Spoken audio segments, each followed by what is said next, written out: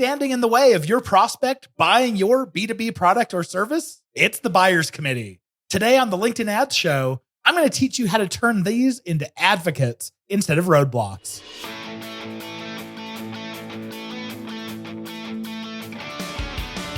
Welcome to the LinkedIn Ads Show.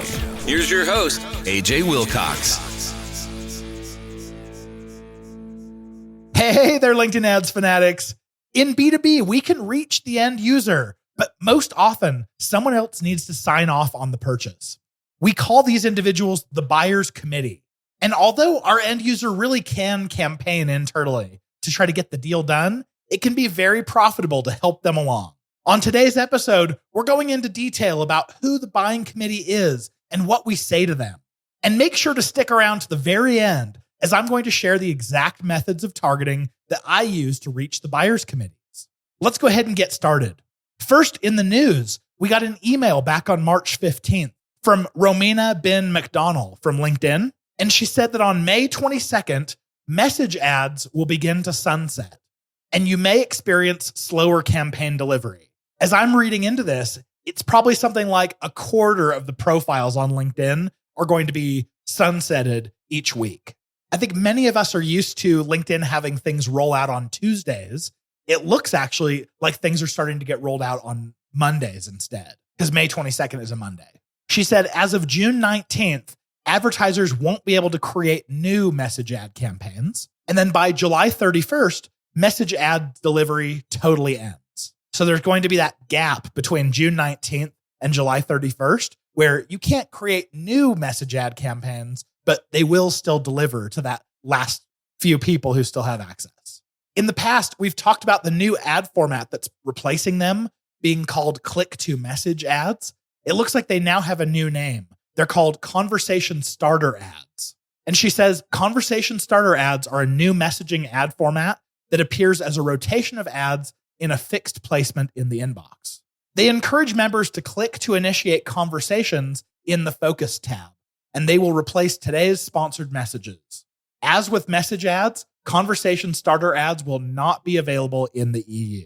Now, this is AJ again. I was really hoping that this new ad format would allow us to start advertising in the EU, that maybe somehow they made it around the GDPR regulations, but it doesn't look like that's the case. She goes back on to say, what action should I take?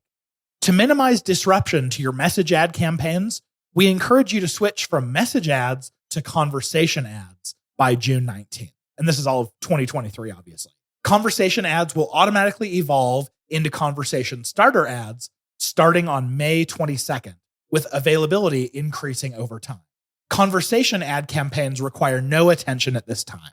I'll definitely have more to share on these because we are in the beta for conversation starter ads, so I'll have more info to share on that in the next few weeks. On March 20th, we noticed several of our client accounts had access to the new A/B testing tool. If you've been listening for a while, you may have heard us talk about this. This is a tool that we've heard LinkedIn talk about for years now. Well, it looks like it's actually just been rolled out. If you don't have access to it yet, just wait because it's probably being rolled out a quarter or a sixth at a time. And again, launching on Mondays. So check your account. If you don't have access, check next Monday. The way you can check to see if you have access to this tool is you go under Test in Campaign Manager. And then when you go to click on Create Test, we used to only have Brand Lift Test, but now we have A/B Test. The call out inside of Campaign Manager says, test different variables like your ad format, your creative content, your audience, or ad placement to see what performs best. As we dove into it to see what kinds of tests we could create, I was actually really disappointed. And that's because you can choose to test an ad or an audience against each other or a placement against each other. But even if you do ads testing against each other, the test says it will automatically create two campaigns to test the two versions of your chosen variable. So that means you can't just A/B test your current creative inside of a single campaign. It's going to arbitrarily create two brand new campaigns that after the test is over, these are just cluttering your account. We are very much proponents of an evergreen account strategy, trying to reuse campaigns whenever possible, because those campaigns, you're investing spend and trust and history into them. And by continuing to use those, not only do you keep the clutter of your account out, but it also allows any new ads I launch inside of that campaign to start with higher relevancy scores, to cost less and get better reach right out of the gate. So we have yet to test the new A/B testing tool, but I would love to hear from you guys what experience you have. Same thing, if you've already run any of these conversation starter ads, please reach out to us. We'd love to hear about your experience. I wanted to highlight one review. Nunos B. Pereira mentioned that this is the best LinkedIn podcast. They mention, I've learned practically all I've had to learn through this podcast. What an amazing resource. And Nunos, I wasn't able to tell from your username who you are or where you're located, but I just wanted to say thank you so much for leaving such a glowing review for us. It absolutely warms my heart to know that our podcast has been such a great learning resource for you. All right, for those of you who have not left a review, I want to feature you, so make sure you go and leave a review for us. With that being said, let's go ahead and hit it right into our main topic. So we're obviously talking about the buyer's committee, and this is predominantly a topic in B2B, but B2C also has a buyer's committee. It just doesn't function the same way. In business to business, we have these buying decisions that are more complex. They're decisions that take longer and involve more people. More often than not, a B2B purchase decision is one that is more expensive. So we have these larger deal sizes, and the purchase is being made through a budget rather than coming out of someone's wallet. We know that buying is a decision that is very much made emotionally. But in B2B, oftentimes we're still going to buy emotionally, but we just have to rationalize it to others. The end user is still going to be affected emotionally by their pain point. And then that end user has to convince everyone else in the buyer's committee to move the deal forward. I love this about B2B, that these decisions are made from a budget, meaning that it's already been set aside for, and our end user is just trying to make decisions about which tool or which product ends up being taken from that budget. I also love that the deal sizes are large and that it's a more complex sale, because that's more data for us to be able to analyze. And as I'm sure you know, I'm a huge data geek. In business to consumer, there is still a buyer's committee. Ask anyone who's done door-to-door sales. More often than not, you'll hear, I got to check with the wife, or I've got to check with the husband or the partner. So we know that there is this buyer's committee happening, but now we need to understand who it is who makes up the buyer's committee. First off, we have the end user. I call this person the pain feeler. They're the ones who experience the pain that your product or service alleviates or solves. Then generally the boss of the end user gets involved in this decision. They're the first line of defense, the first person that the end user has to convince. Lots of times the boss's boss gets involved in this decision as well. Everyone who's responsible for that budget may have to provide some buy-in. Then if it's a large enough purchase, which in B2B it usually is, there's usually someone involved from finance. In larger companies, that might be someone like director level or manager level in finance. But in smaller companies, that might go directly to the CFO or the VP of finance. Large companies usually have a role set aside for purchasing or onboarding from vendors. And they usually have a title dealing with buying or procurement. It's a standardized role for onboarding new vendors. If you're targeting smaller companies, oftentimes the main decision is being made by the CEO or the founder or someone else in the C-suite. All right, so who else could be in the buyer's committee? One of the ways that we've found to be really successful is talk to some of your sales reps, because your sales reps will find out who it is who's standing in between them and their deal. Listen for statements like, well, I need to get sign off from X, from some role or some person in the organization. Make a list of all of those types of roles that tend to be in the buyer's committee, and you can take them into account in your marketing. We're obviously talking about how to leverage the buyer's committee within LinkedIn ads. So I want to give you a recommendation that we want to reach the buyer's committee with ads. So let's talk about what the value is for reaching them. First off, brand awareness helps a ton for the buyer's committee.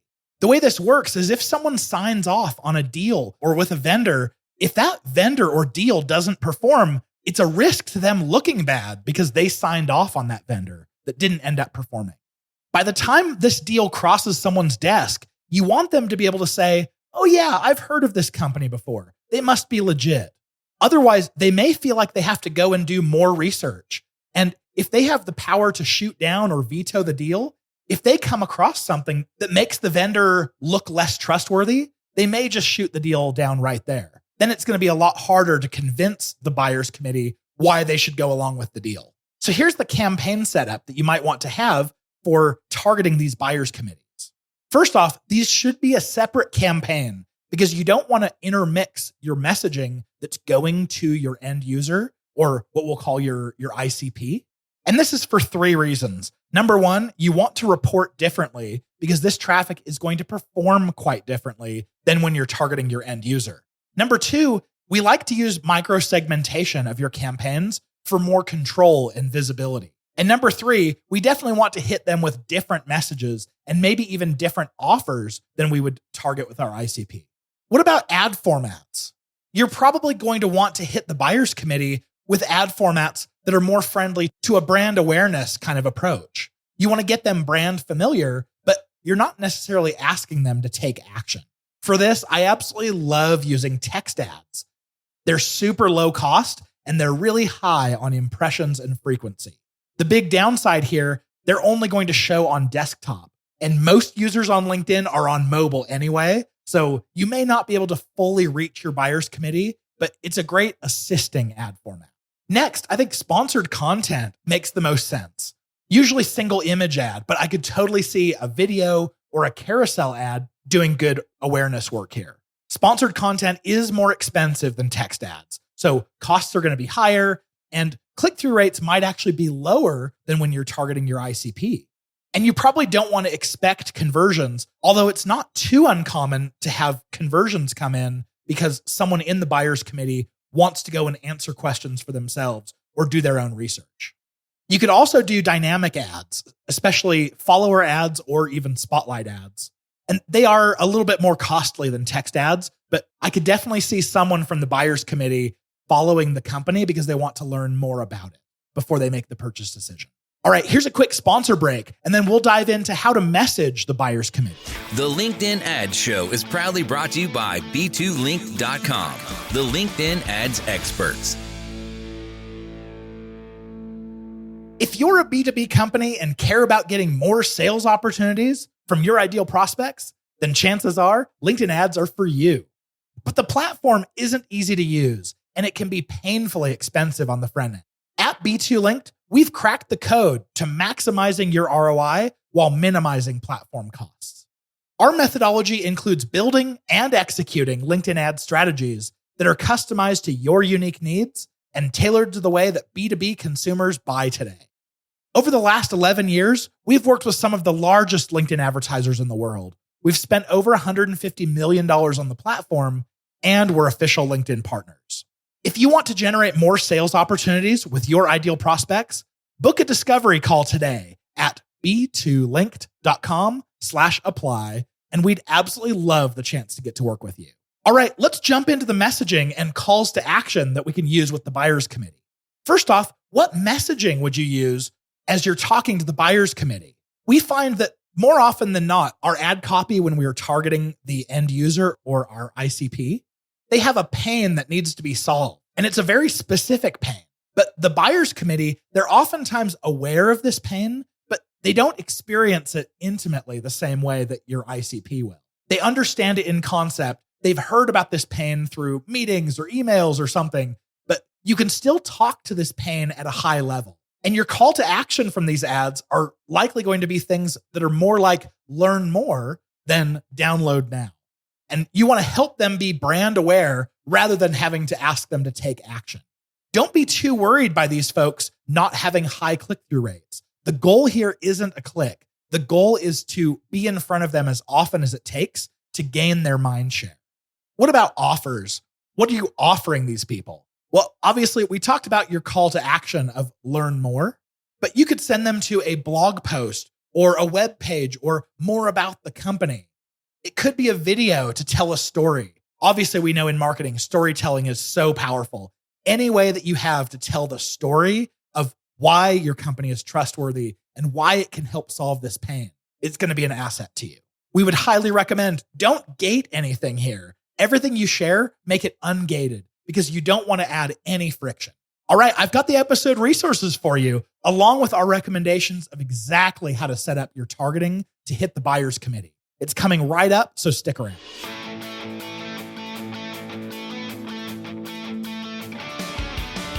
Thank you for listening to the LinkedIn Ad Show. Hungry for more? AJ Wilcox, take it away.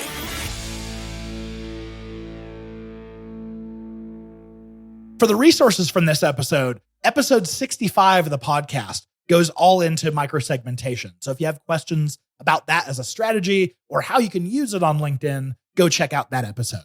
If you or anyone you know is just getting started with LinkedIn ads, check out the course that I did with LinkedIn on LinkedIn Learning.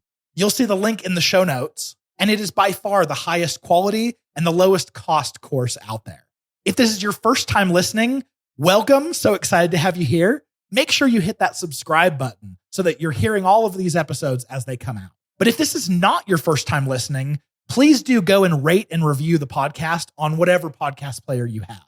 Most of the time, this is done on Apple Podcasts. That's where the majority of the reviews come in. And that is by far the best way that you can say thank you. It's a zero cost way of supporting us. With any questions, suggestions, or corrections, reach out to us at podcast@b2link.com. All right, as promised, here's the targeting of how we go about to actually reach the buyer's committee. First off, we want to use company name targeting because usually we know the name of the company that we're already talking to.